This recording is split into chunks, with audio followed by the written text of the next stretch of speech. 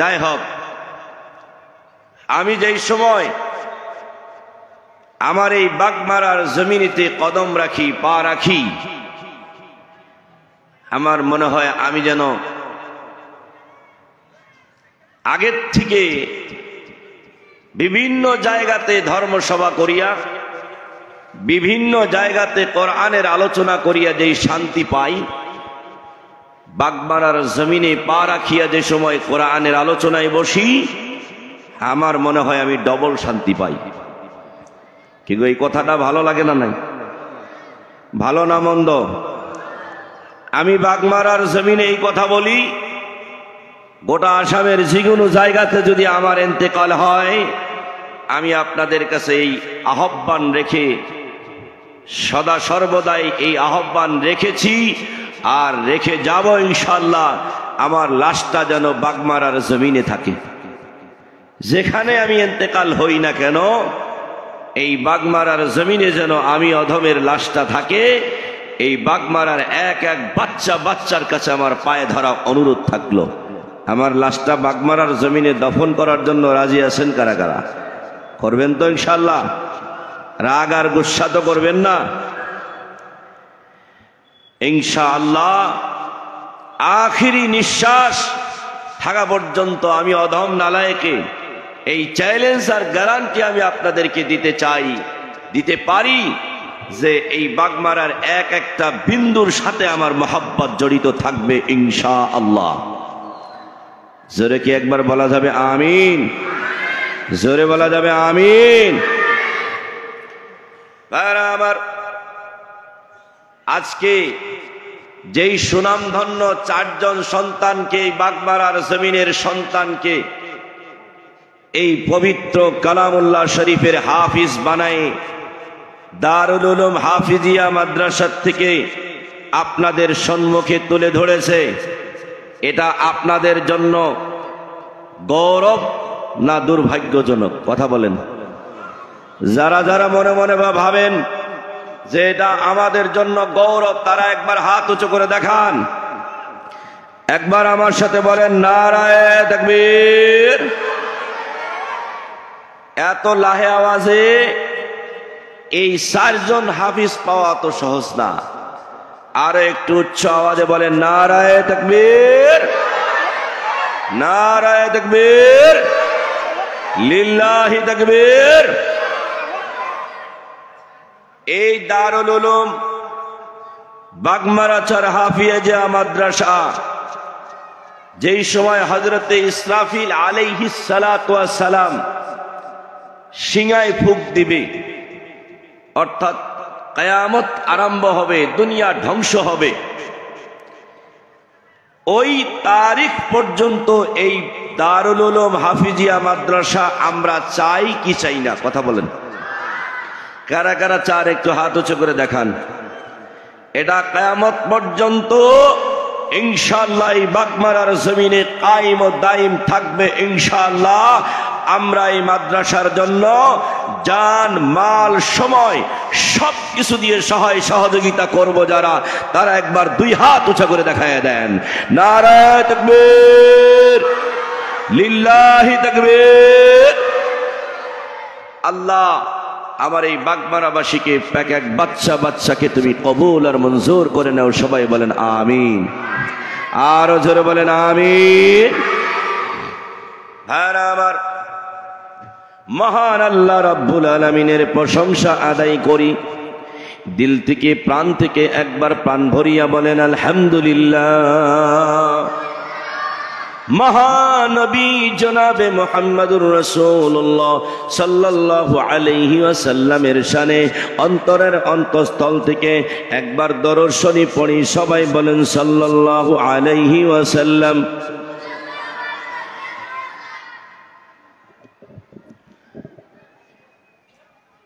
আমার মানুষে কথায় কথায় বলে, কয় হুজুর দেশের ফকির দেশে বলে ভাত পায় না। আমি আমার ওই ঈদগার ময়দানেও বা এই বাগমারার ধর্মসভায় আমার তো এরকম লাগে যে অন্য অন্য বক্তা থাকলে মানুষ কিছু কম হয়। এটা আমার সৌভাগ্য যে আমি আসলে আমার মহাব্বতে আলহামদুলিল্লাহ আরো মানুষ বেশি বেশি করে আকবারে আসে। যদি আজকে না আসেন তাহলে মনে মনে ভাববো যে আমি বোধহয় কোনো ভুল করেছি, তার জন্য আসেন নাই। কি গো, দাঁড়ানো মানুষগুলা কি ভিতরে আসা যাবে না? পায়ে হাত রেখে অনুরোধ করছি, রাস্তায় দাঁড়ানো মানুষগুলো কি প্যান্ডেলের ভিতরে আসা যাবে না? মসজিদের মধ্যে অনেক জায়গা আছে, এই পাশে জায়গা আছে, আপনারা রাস্তার মধ্যে কেন দাঁড়ায় আছেন? আপনাদেরকে পায়ে হাত রেখে অনুরোধ করছি, রাস্তা খালি করে ভিতরের দিকে চলে আসেন। আমি দীর্ঘ সময় আলোচনা করব না। এই বাগমারার জমিনের মধ্যে মহব্বত আছে, এই মহব্বতের দৃষ্টিতে কিছু আলোচনা করব। যদি আল্লাহ পাক তৌফিক দেন তবে বলবো ইনশাআল্লাহ। এজন্য লম্বা আলোচনা করব না, মুখ্য অতিথির ভাষণ হবে, আপনারা আকবারে আসেন। আমি খালি মজমাটা একটু জড়িয়ে দিব। পুরা মসজিদটা খালি আছে, আপনারা মসজিদের দিকে বসেন, রাস্তা খালি করে দেন। ভাইরা আমার, আমি আপনাদের সম্মুখে কোরআনুল কারীমের একটি আয়াত তেলাওয়াত করেছি। ইয়া আইয়ুহাল্লাযীনা আমিনু কামা আমানান নাস। চিল্লায়ে বলেন আল্লাহু আকবার। আরো জোরে বলেন আল্লাহু আকবার। লিল্লাহি তাকবীর। আমার আল্লাহ রাব্বুল আলামিন বলেন, ও মুমিন বান্দা সকল, তোমরা এইভাবে ঈমান নিয়ে আসো যেইভাবে সাহাবায়ে কেরাম দুনিয়ার মধ্যে কামা আমানান নাস, যেইভাবে সাহাবায়ে কেরাম রিদওয়ানুল্লাহি আলাইহিম আজমাইন এই পৃথিবীর মধ্যে ঈমান আনিয়া গোটা বিশ্বের মানুষকে বুঝায় গিয়েছে। সংক্ষিপ্ত আয়াতের তরজমা, সাহাবায়ে কেরাম এই দুনিয়ার মধ্যে আইডল, নমুনা। আমরা তাদেরকে দেখিয়ে তাদের জিন্দেগিকে অনুসরণ করি এই পৃথিবীতে জীবন যাপন করলে আমরা দুনিয়াতেও সম্মানিত ব্যক্তি হব, আর আখিরাতেও আল্লাহ রাব্বুল আলামিন আমাদেরকে জান্নাতের মধ্যে প্রবেশ করাবে। চিল্লায় বলেন সুবহানাল্লাহ। আরো একটু জোরে বলেন সুবহানাল্লাহ। ভাইরা আমার, তাহলে সাহাবায়ে কেরাম এই পৃথিবীর মধ্যে কি স্যাক্রিফাইস করলেন, কি কুরবানি দিলেন, যার দরুনে আল্লাহ পাক কোরআনুল কারীমের মধ্যে ঘোষণা করে দিলেন কি আল্লাহ তোমাদের উপরে রাজি হয়েছে, তোমরাও আল্লাহকে রাজি করেছো। রাদিয়াল্লাহু আনহুম ওয়া রাদু আন। আল্লাহ সাহাবাদিগর থেকে সন্তুষ্ট আর সাহাবারাও আল্লাহকে সন্তুষ্ট করেছেন। এটা আল্লাহর কোরআনে আয়াত আছে। তাহলে তারা কি ভালো কাজ এই দুনিয়ার মধ্যে করলেন যার দরুনে তারা দুনিয়াতেই সার্টিফিকেট পেয়ে গেলেন আল্লাহর বেহেশতে যাওয়ার? কিছু শোনার জন্য রাজি আছেন? কারা কারা রাজি আছেন? হাত দেখতে চাই। রাজি আছেন? রাজি আছেন? জোরে বলেন রাজি আছেন? ভাইরা আমার, আল্লাহর নবীর সাহাবী, একটা সাহাবীর ইতিহাস স্টাডি করে দেখুন। আমার মায়ার নবী, দয়ার নবী আমার সাহাবাদেরকে কি পয়গাম দিয়ে গিয়েছেন, আর এই পৃথিবীর মধ্যে সাহাবাদেরকে কেন নমুনা হিসাবে এই পৃথিবীর মধ্যে ঘোষণা করে গেলে। বেঈমান কাফিরদের সাথে আমার মায়ার নবীর জনাবে মুহাম্মদুর রাসূলুল্লাহ সাল্লাল্লাহু আলাইহি ওয়াসাল্লাম সাহাবাদেরকে যেই আদর্শ শিক্ষা দিয়ে গেলেন, আমার মায়ার নবী জনাবে মুহাম্মদুর রাসূলুল্লাহ সাল্লাল্লাহু আলাইহি ওয়াসাল্লাম যেই সময় কুফফারের সাথে মোকাবেলা আরম্ভ হয়ে গেছে, মক্কা থেকে আমার নবী হিজরত করিয়া মদিনায় যেই সময় বসবাস করেন, কিন্তু জন্মভূমির প্রতি প্রত্যেকজন মানুষের একটা চিরস্থায়ী মহাব্বত বসে যায়। যেই মতো আমি বলছি, এই জমিনের মধ্যে বাগমারা শহরের জমিনের সাথে আমি অধম নালায়েকের যেই মহব্বত আছে, আমার মায়ের নবী যেই সময় মক্কা থেকে হিজরত করিয়া মদিনার জমিনের মধ্যে চলে গিয়েছেন, কিন্তু মক্কার মহাব্বতটুকু আমার মায়ার নবীর অন্তরে বসা ছিল। চিল্লায় বলেন সুবহানাল্লাহ।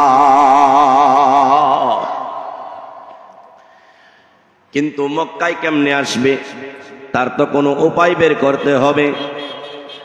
মক্কার কাফিররা মনে মনে কল্পনা করলেন, প্ল্যানিং বানাইলেন, পরামর্শ করলে যে মদিনার উপরে হামলা করা যাক, মদিনাকে শেষ করে দিব, মুহাম্মদকে শেষ করে দিব, মুহাম্মাদের সাহাবাগণকে এই দুনিয়ার মধ্য থেকে শেষ করে দিব। কিন্তু বলেন, যদি আল্লাহ বাঁচায়, কোনো এই পৃথিবীর কোন শক্তি তাহাকে এই দুনিয়া থেকে ধ্বংস করতে পারে কি পারবে না? চিল্লায় বলেন, কথা বলেন। আল্লাহ যদি বাঁচায়, এই পৃথিবীর কোন শক্তি তাকে মারতে পারবে কি পারবে না? কথা বলেন, চিল্লায় বলেন, পারবে, পারবে। আরো জোরে বলেন, পারবে। ফেরাউন পারছেনি, হামান পারছেনি, নমরুদ পারছেনি।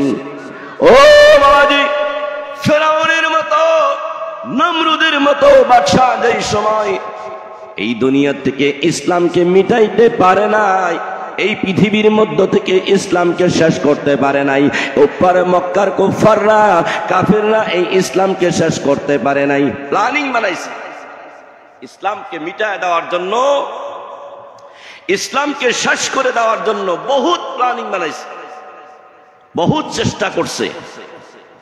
কিন্তু যারা ইসলামকে মিটানোর জন্য চেষ্টা করছে, তারা তো এই দুনিয়ার জমিন থেকে মিটে গিয়েছে, কিন্তু ইসলামকে মিটাইতে পারে নাই। কাফেররা পরামর্শ করলো কেমনে মদিনার উপরে হামলা করা যায়। 10,000 লস্কর নিয়া মদিনার উপরে হামলা করা আরম্ভ করল। মদিনাকে মহাসারা ঘেরাও করে ফেললো। চতুর্পাশ থেকে মদিনার মুসলমান এদেরকে গ্রেফতার করার মতো, আটক করার মতো রাখি একবারে শেষ করে দিবে। বড় র্যাঙ্কের প্ল্যানিং। কিন্তু আল্লাহ রাব্বুল আলামিন আমার মায়ার নবী, দয়ার নবী জনাবে মুহাম্মদুর রাসূলুল্লাহ সাল্লাল্লাহু আলাইহি ওয়াসাল্লামকে এটা জানায়া দিলেন, ও নবী, আপনি সতর্ক হয়ে যান, আপনি সতর্ক হয়ে যান, এই মক্কার কাফিরগণ আপনাদেরকে ধ্বংস করার জন্য যাইতেছে। চিল্লায়া বলেন সুবহানাল্লাহ। আল্লাহ জানায়া দিলেন, ও নবী, আপনি সতর্ক হয়ে যান, ও নবী, আপনি তৈয়ারি করে, মক্কার কাফেরেরা আপনাদেরকে শেষ করার জন্য, ইসলামকে শেষ করার জন্য তারা তৈয়ারি করিয়া চতুর্পাশে মদিনাকে ঘেরাও করে ফেলছে। সাহাবায়ে কেরামদেরকে নিয়ে আল্লাহর নবী, মায়ার নবী আমার 3000 সাহাবা ছিলেন। এইদিকে মক্কার কাফের হলো 10,000। 3000-এর সাথে 10,000-এর যুদ্ধ হবে, মোকাবেলা হবে।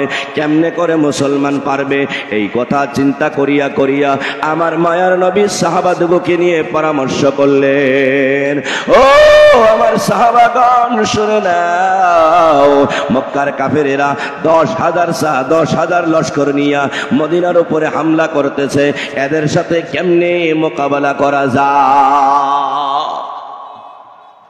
সাহাবায়ে কেরাম পরামর্শ দিলেন, সাহাবায়ে কেরাম পরামর্শ দিলেন, হুজুর গো, মক্কা থেকে বের, মদিনার থেকে বের হওয়া যাবে না, মদিনার মধ্যে থাকিয়া এই কাফেরদের সাথে মোকাবেলা করতে হবে। আল্লাহ নবী বললেন, তাহলে প্ল্যানিং বানাও, কি করা যায়। এই পরামর্শ আরম্ভ করলেন। আমার মায়ার নবী সিদ্ধান্ত নিয়ে নিলেন, আমার মায়ার নবী সিদ্ধান্ত নিয়ে নিলেন, বলে এই মদিনার মধ্যে যেই সাইডের থেকে রাস্তা আছে, মদিনার মধ্যে ঢোকার জন্য, প্রবেশ করার জন্য যেগুলো রাস্তা আছে, এই রাস্তাগুলো গাথা খুদিয়া খুদিয়া, গর্ত খুদিয়া খুদিয়া এই রাস্তাগুলো বন্ধ করে দেওয়া যায়। সব সাহাবাগণ একসাথে ঐক্যবদ্ধ হলেন, হুজুর আপনার কথা ঠিক, রাস্তা যদি বন্ধ করে দেওয়া যায় তাহলে তারা তো জঙ্গল দিয়ে এসে তো আমাদের উপরে হামলা করতে পারবে না, তাহলে রাস্তা বন্ধ করে দেওয়া যায়। যেরকম আমাদের চর অঞ্চলে হামলা হবে, আমরা যদি নগরপাড়ার হাকই বন্ধ করে দেই আর বাগমারার হাকই যদি বন্ধ করে দেই, এদিকে দলগমা সুতারপাড়া যদি হাকই বন্ধ করে দেই, সহজে কি আমাদের উপরে হামলা করতে পারবে? কারণ একটা বেড়া আছে, সেটা হলো নদী, তাই না? তো মদিনাটা এরকম জাজিরাতুল আরব, অর্থাৎ চতুর্পাশেই বিভিন্ন সম্প্রদায়ের মানুষ বসবাস করে, মদিনাটা হলো মাঝে। তো রাস্তা বন্ধ করার জন্য আল্লাহ নবী সাল্লাল্লাহু আলাইহি সাল্লাম সাহাবাদিগকে নিয়ে পরামর্শ করলেন যে তাহলে ওই জামানায় তার ইট বালু পাথর দিয়ে যে রাস্তা বন্ধ করবে এই ক্যাপাসিটি ছিল না, তাহলে কি উপায় বের করলেন যে গাঁথা খোদা যায়। আমার মায়ার নবী বললেন, ও সাহাবাগণ, তোমরা সবাই যার কাছে যেই হাতিয়ার আছে হাতিয়ার নিয়ে আসে, আসো, আগায়া আসো, আগায়া আসো, আমরা গর্ত খুদিয়া, আমরা গাঁথা খুদিয়া খুদিয়া রাস্তাগুলো বন্ধ করে দেই। আমার মায়ার নবীর কথা শুনিয়া সাহাবাই কেরাম ঝাঁপাইয়া পড়লেন। মায়ার নবী, জয়ের নবী আমার। সাহাবাই কেরাম এত মহব্বত করতেন, আমার মায়ার নবীর কথা এমন করে মানতেন, আগুনে ঝাঁপানোর জন্য যদি বলতেন আমার মায়ার নবী বলতে দেরি, সাহাবাই কেরাম মানতে কোনো দেরি করে নাই। আগুনে ঝাঁপ দেওয়ার জন্য বললে আগুনে ঝাঁপায়া পড়ত, নদীর মধ্যে ঝাঁপ দেওয়ার জন্য বললে নদীর মধ্যে ঝাঁপায়া পড়ত। আমার মায়ার নবীর সাহাবাগণ আমার মায়ার নবীর কথা সঙ্গে সঙ্গে মানিয়া গর্ত খোদা আরম্ভ করলেন। যার কাছে যেই হাতিয়ার আছে ওই হাতিয়ারের দ্বারা আমার মায়ার নবীর কথা শুনিয়া গর্ত খোদা আরম্ভ করে দিলেন। এবার গর্ত খুঁড়তে খুঁড়তে সাহাবাই কেরামের খানা পানি নাই। এক সাহাবী চোখের পানি জার জার করে ফেলছে, হুজুর গো আমি খিদাই সহ্য করতে পারি না, হুজুর গো আমি খানা খাই নাই, গত 3 দিন হয়ে যায় আমি খানা খাইতে পারি নাই, আমি খিদাই সহ্য করতে পারি না গো হুজুর, আমি পেটের মধ্যে একটা পাথর বেঁধেছি গো নবী। আমার মায়ার নবী চুপ ভাবো বরক উঠাইয়া দিয়া বললেন, ও সাহাবী দেখো দেখো, তুমি তো একটা পাথর বেঁধেছ, আমি আখিরি নবী হইয়া দুনু জাহানের বাদশা হইয়া আমি নবী দুইটা পাথর আমার পেটের মধ্যে বেঁধে নিয়েছি। চিল্লায় কি বলা যাবে সুবহানাল্লাহ? নারায়ে তাকবীর, লিল্লাহি তাকবীর, নারায়ে তাকবীর, লিল্লাহি তাকবীর। ও বাবাজি, ও বাবাজি, মুসলমান যুবক ভাইরা, আমার পর্দার আড়ালের মা, সাহাবাই কেরাম কেমন কষ্ট করেছেন। আমার মায়ার নবী দয়ার নবী সাহাবাকে ডাক নিয়ে আনে, বললেন, ও সাহাবী যাও যাও, আমি একটু খবর নিয়ে দেখি তোমার জন্য কোনো খানার ইন্তজাম করা যায় নাকি, একটু খবর নিয়ে দেখি। আমার মায়ার নবী চোখের পানি জার জার করে ফেলছে আর তাম্বুর মধ্যে গিয়ে আল্লাহর কাছে বিনয়ের সহিত কান্না আরম্ভ করছে। ও দয়ার মালিক, ও আল্লাহ, তোমার গাইবী মদত করো। আমার সাহাবারা আর সহ্য করতে পারে নাই, বর্ত খোদার জন্য তাদের আর শক্তি নাই, ভালো করে তারা খানা খাইতে পারে নাই। 3 দিন 4 দিন পর্যন্ত সাহাবায়ে কেরাম অনাহার। ও আল্লাহ, তুমি গাইবী মদত করো, আমার সাহাবাদের দেখি তুমি মদত করো।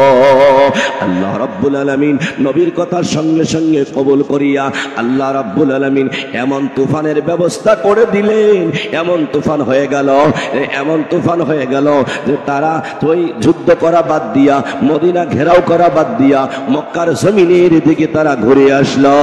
চিল্লায় কি বলা যাবে সুবহানাল্লাহ? একটু জিকির করেন, লা ইলাহা ইল্লাল্লাহ।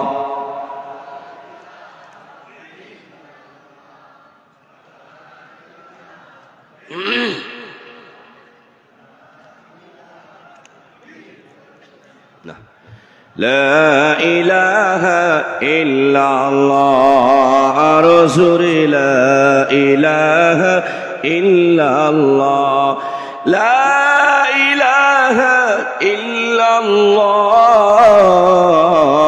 লা ইলাহা ইল্লাল্লাহ আরো জোরে জোরে বলে লা ইলাহা ইল্লাল্লাহ লা ইলাহা ইল্লাল্লাহ আরো জোরে লা ইলাহা ইল্লাল্লাহ লা ইলাহা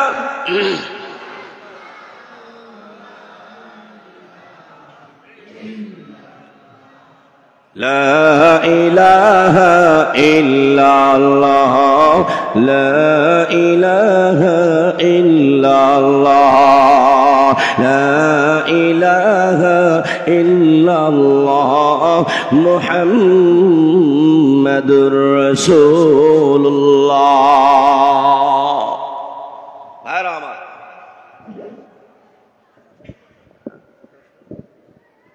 সম্বর্ধনা মেলা টাইম গেল না।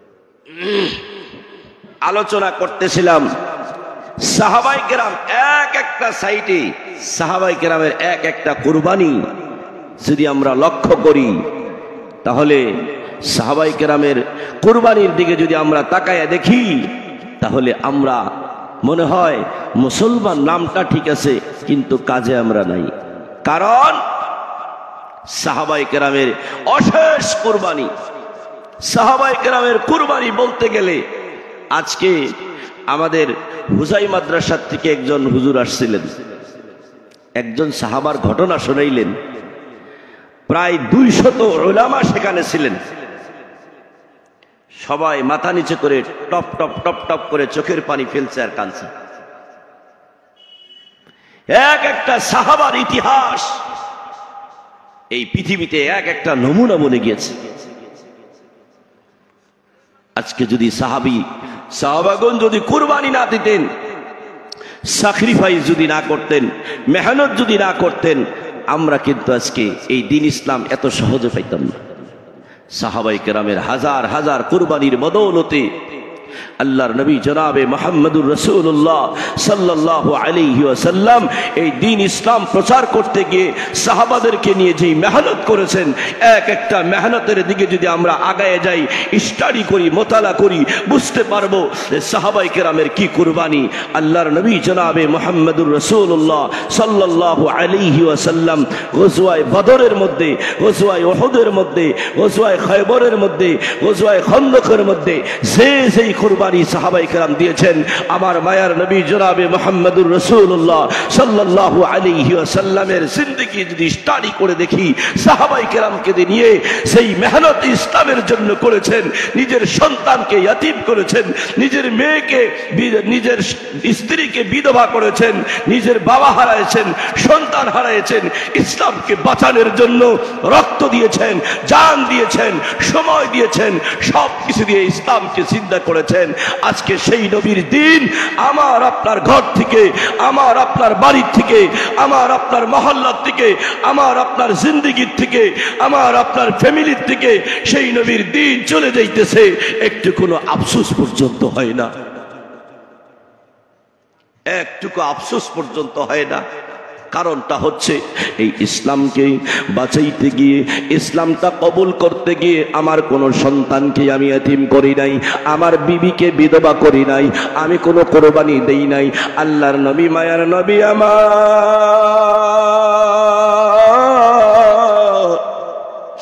দয়ার নবী, মায়ার নবী জনাবে মুহাম্মদুর রাসূলুল্লাহ সাল্লাল্লাহু আলাইহি ওয়াসাল্লাম 1 মাস পর্যন্ত আমার নবীর ঘরের চুলার মধ্যে আগুন জ্বলে নাই। এটা আমরা বাস্তবে বিশ্বাস নাও করতে পারি, কিন্তু স্পষ্ট হাদিসের কথা। 1 মাস পর্যন্ত নবীর ঘরের চুলায় আগুন জ্বলে নাই। 2-4টা করে খেজুর খেয়েছে, 2-4টা করে খেজুর খেয়ে খেয়ে এই দ্বীন ইসলামের প্রচার করেছেন। এরকম না যে নবীর কাছে পয়সা ছিল না, নবীর কাছে সম্পদ ছিল না, না, এক হাতে আসছে আর এক হাত দিয়ে দান করে দিয়েছে। আজকে আমরা মুসলমান, এই যে 60 জন সন্তান কোরআনের হাফিজ হলো, আজকে যাদের আব্বা, এই 60 জন সন্তানের আব্বা যারা আছেন, যদি এই মজমায় আছেন একটু হাত উঁচু করে দেখান বা দাঁড়ায় যান। আছেন এই 4 জন সন্তানের, এই যে 60 জনের সন্তানের আব্বা যদি আছেন একটু দাঁড়ায় দেখাবেন। একটু দাঁড়ান, একটু দাঁড়ান। 2 জন আরো আছেন, আর যে 2 জন আছেন, আছেন না নাই? এরা আজকে কত সৌভাগ্যবান, কত সৌভাগ্যবান। যদি আমরা এই হাফিজে কোরআনের বাপ হওয়ার জন্য যেই কর্তব্য, যেই গুরুত্ব, যেই ফজিলত আমরা যদি আজকে জানতাম, এই বাগমারা চরের প্রায় মানুষই আমরা ইচ্ছা করতাম আমার কমসে কম একজন সন্তানকে হাফিজ বানাবো। আমার ঘরে যদি আমার সন্তানের বয়স শেষ হয়ে গেছে, তাহলে আমার নাতির মধ্য থেকে কোরআনের হাফিজ বানাবো, আলিমে রব্বানি বানাবো। রাজি আছেন কারা? একটু হাত দুটো দেখায় দেন। রাজি আছেন ইনশাআল্লাহ? রাজি আছেন ইনশাআল্লাহ? কয় হুজুর স্বীকার তো করলাম, হাফিজ বানাবো, মুফতি আফসারের মতো, বাকি বিল্লার মতো আলিম বানাবো, এটা তো নিয়ত করলাম, স্বীকার করলাম, ঠিক। কয় হুজুর আমার ঘরে তো বেটাই নাই, কেমনে দেব? আমার তো নাতি নাই, নাতিনি আছে, নাতি নাই, মেয়ে আছে, মেয়ের ঘরের মেয়ে, ছেলের ঘরের মেয়ে। হুজুর স্বীকার তো করলাম, উপায় আছে। আল্লাহ রাব্বুল আলামিন কিয়ামতের দিবসে খুলি একটু করে, একটুখানি বাহানা তালাশ করবে, একটু করে বাহানা তালাশ করবে একজন মানুষকে আল্লাহর জান্নাতে দেওয়ার জন্য। সেই বাহানার মধ্যে যদি আমরা নাম লাগাইতে পারি, বাস আমার আপনার জান্নাতের রাস্তা খুলে যাবে। সেটা কি? যেই ফ্যাক্টরির থেকে, যেই জায়গা থেকে হাফিজে কোরআন বের হইতেছে, এই ফ্যাক্টরি বা এই মাদ্রাসা, এই হাফিজি মাদ্রাসার আমাদের যদি আমরা এখানে সহায় করতে পারি, একজন হাফিজ বনতে গেলে অত সহজে কিন্তু হাফিজ হয় না। ভাবতে পারি আমরা যে হাফিজ একটা বানাইবো, 3 বছর পড়াইলেই তো হাফিজ হয়ে যাব, 2 বছর পড়াইলেই তো হাফিজ হয়ে যাব। আমাদের হেড হুজুর এখানে আছে, হাফিজ সাহেব হুজুরকে জিজ্ঞাসা করেন, এই 60 জন ছাত্র হাফিজ হওয়ার ক্ষেত্রে গিয়া কতজন সন্তান আধা 5 পারা, 2 পারা, 3 পারা নুরানি কায়দা পইরা পইরা গেছে, পড়া বাদ দিছে। কারণ প্রকাশ্য দুশ্মন শয়তান আছে। এই শয়তান সর্বপ্রথম ওই ছাত্রের উপরে হামলা করে, যাতে এটা হাফিজ না হইতে পারে। না পারলে বাড়ির বাপ মায়ের উপরে হামলা করে, এই তোমার সন্তান হাফিজ বানায় কি করবা? তোমার সন্তান হাফিজ বানানোর পরে তো বস্তা নিয়ে, ব্যাগ নিয়ে নিয়ে মানুষের দুয়ারে দুয়ারে, ঘরে ঘরে যাবে, বানান যাবে না, নুরানি ধোকা দিবে। এটা বাস্তব, আমার সাথে হয়েছে। কে বা বুঝাইছে? আমার মাঝো ভাই, যিনি আমাকে পড়ে দারুল উলুম দেওবন্দ থেকে পাশ করে এনেছেন, ওনার অশেষ মেহনত আর কুরবানির বদৌলতে আল্লাহ পাক আপনাদের দুয়ার বরকতে এই অধমকে দারুল উলুম দেওবন্দ থেকে একবার টাইটেলের সুযোগ দিয়েছেন, শাহী মোরাদাবাদ থেকে একবার টাইটেলের সুযোগ দিয়েছেন। আমাদের যেরকম আমাদের দাদা হুজুর হযরত মাওলানা আব্দুর রহমান কাসিমি রহমাতুল্লাহি আলাইহি, উনি যেরকম 2 জায়গা থেকে, সাহারানপুর থেকে একবার টাইটেল পাশ করেছেন, দ্বিতীয়বার দারুল উলুম দেওবন্দ থেকে টাইটেল পাশ করেছেন। আমিও অধম, ওনার পিছে পিছে আমিও 2টা জায়গা থেকে টাইটেল পাশ করেছি।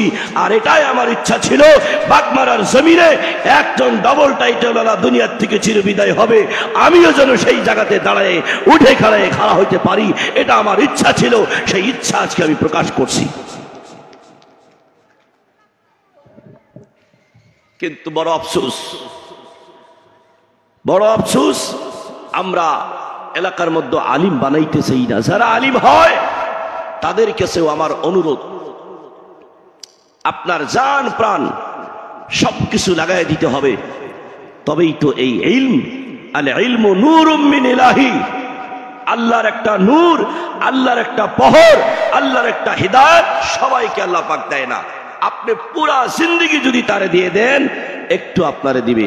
আর একটুকুন দিলের জন্য, একটুকুন ইলমে আপনাকে গোটা বিশ্বের মধ্যে পরিচয় করায় দিতে পারে।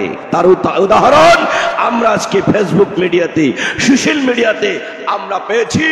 বাংলাদেশের হাফিজ তাকরিম, বাংলাদেশের যেই বিখ্যাত হাফিজ 100, 150, 200 দেশের মধ্যে প্রতিযোগিতা করিয়ে কোরআনের হাফিজ হয়ে গোটা বিশ্বের মধ্যে সুনাম করেছে।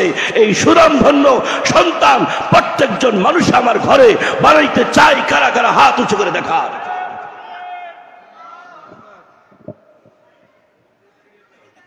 আর আমার খারাপ লাগতেছে? খারাপ পাইতেছেন বাবাজিরা? খারাপ পাইতেছেন? আমি বাড়িতে যদি আমার বাড়িতে আবেগ না করতে পারি, কোথায় করব? এই জন্য বাবাজি সবার কাছে পায়ে হাত রেখে অনুরোধ করব, এই 4 জন হাফিজের মতো হাফিজ আমাদের এই আগামী বছর এই মাদ্রাসা থেকে 10 জন হাফিজ বানাইতে চাই। রাজি আছেন? রাজি আছেন ইনশাআল্লাহ? আছেন রাজি? এখন আমি আপনাদের কাছে, যেহেতু সময় 10:30 প্রায় 25, আমি তো বারবার আসি, প্রত্যেক বছর দাওয়াত দিলেই আসবো, না দিলেও আসবো ইনশাআল্লাহ। সভাপতি সাহেব বা কমিটির মানুষের দাওয়াত দিলেও আসবো, না দিলেও আসবো। এটা আমার নিজা একটা শক্তি। বাবার কাছে যেরকম আবেগ করে চায়, আমি ওইভাবে শক্তি করে চাই।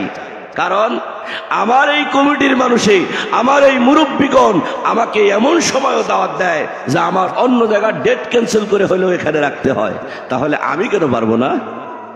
এজন্য আমার এটা আবেগ আছে যে ইনশাআল্লাহ এখানে আসব। এখন আমি বিগত 6 মাস ধরে মেহনত করিয়া করিয়া একটা কথা ভাবছি, আর এই কথাটা আমি ভাবছি এই বাগমারার জমিন থেকেই আমি ঘোষণা করব। আপনারা কি বাগমারার জমিন থেকেই ঘোষণা করা ইচ্ছা করেন, না অন্য জায়গায়? কথা বলেন। বাগমারার জমিন থেকে ঘোষণা করাটা ইচ্ছা করেন, আশা করেন? কারা কারা আশা করেন? একটু হাত উঁচু করে দেখান। করেন তো? হাত নিচে করে। আল্লাহ সবাইকে কবুল করো। বোঝা যায় কিছু হইলে মোহাব্বত করে না গো, করে না?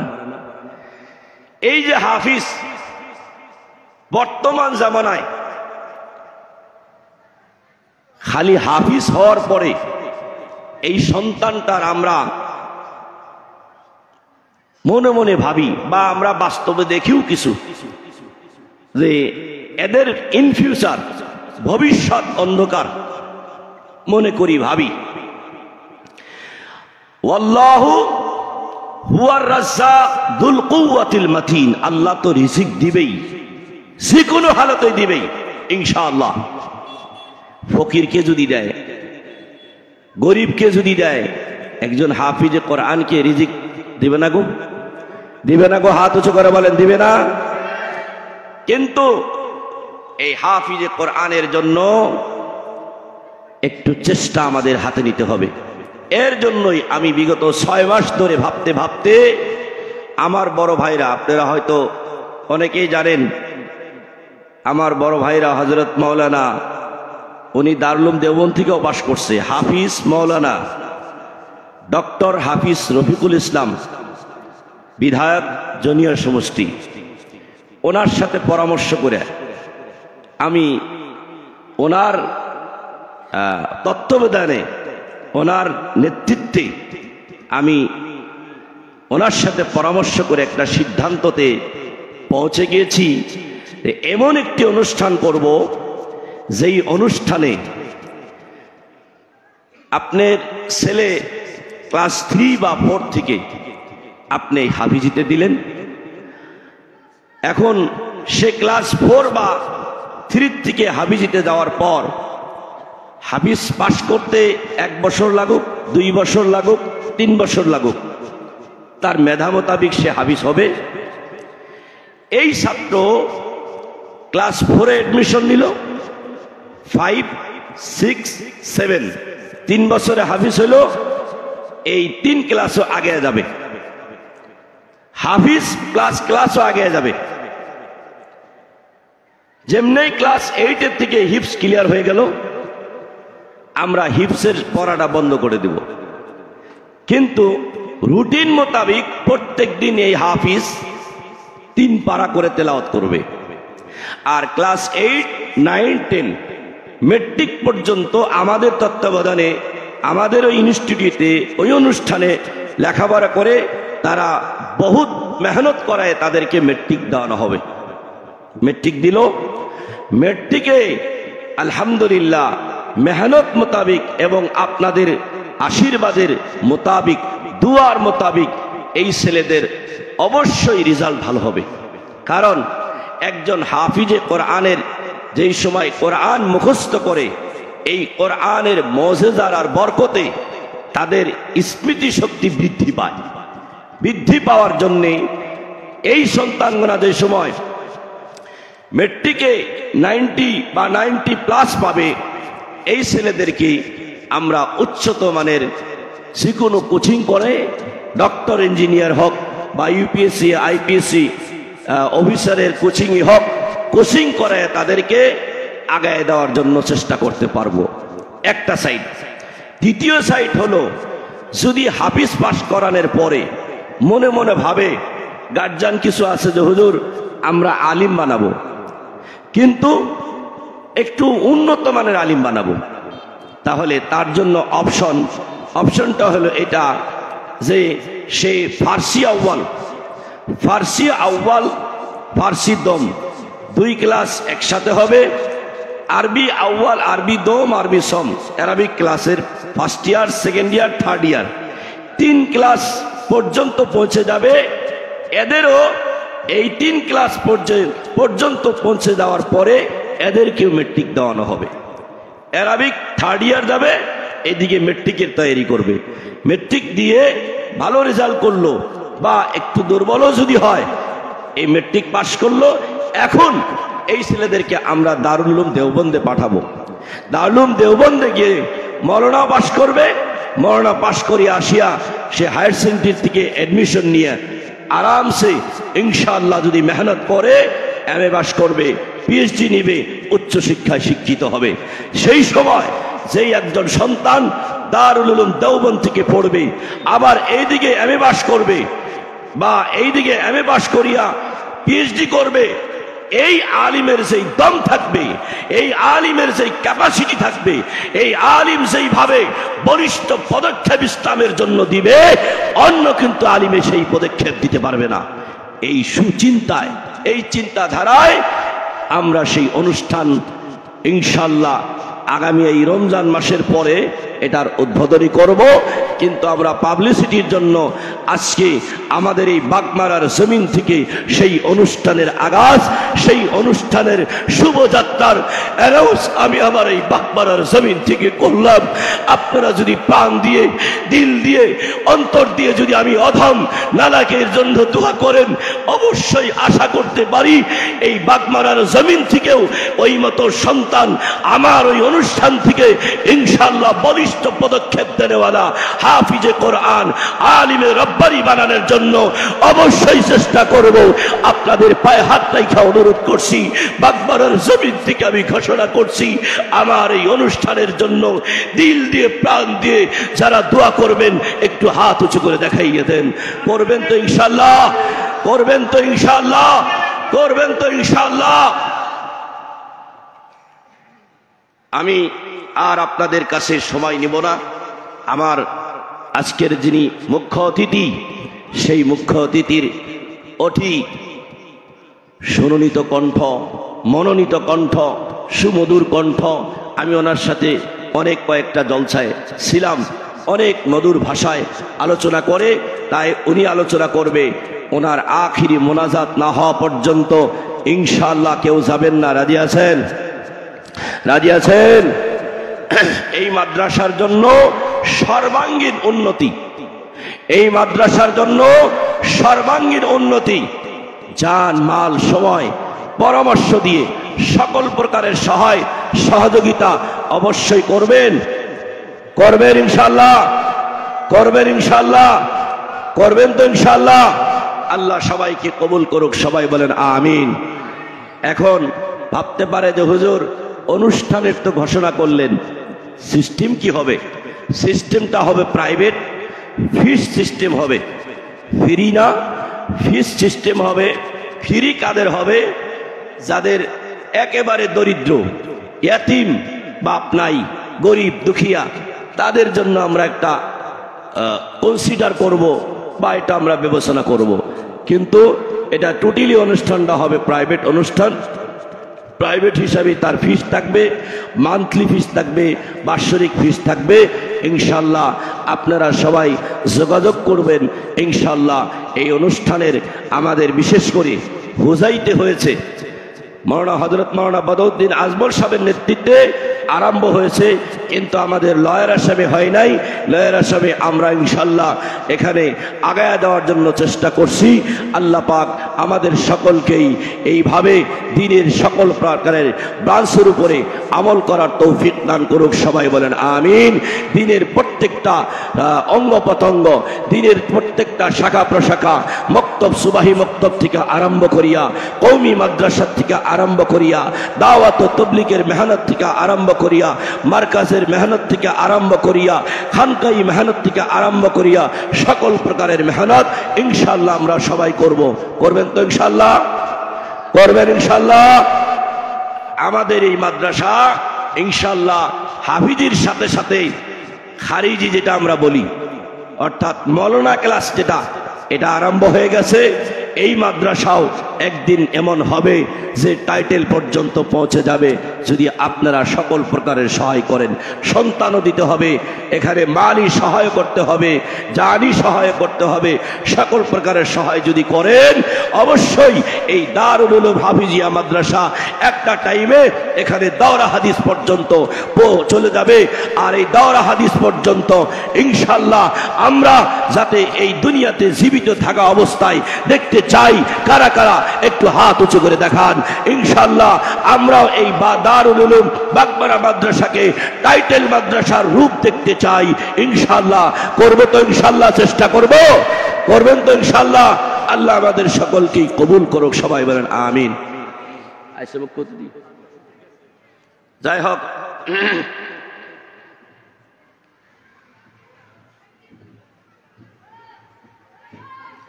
একটা প্রশ্ন দিছে, মা মারা গেলে ছেলে তাকে ধোয়াতে পারবে কি না?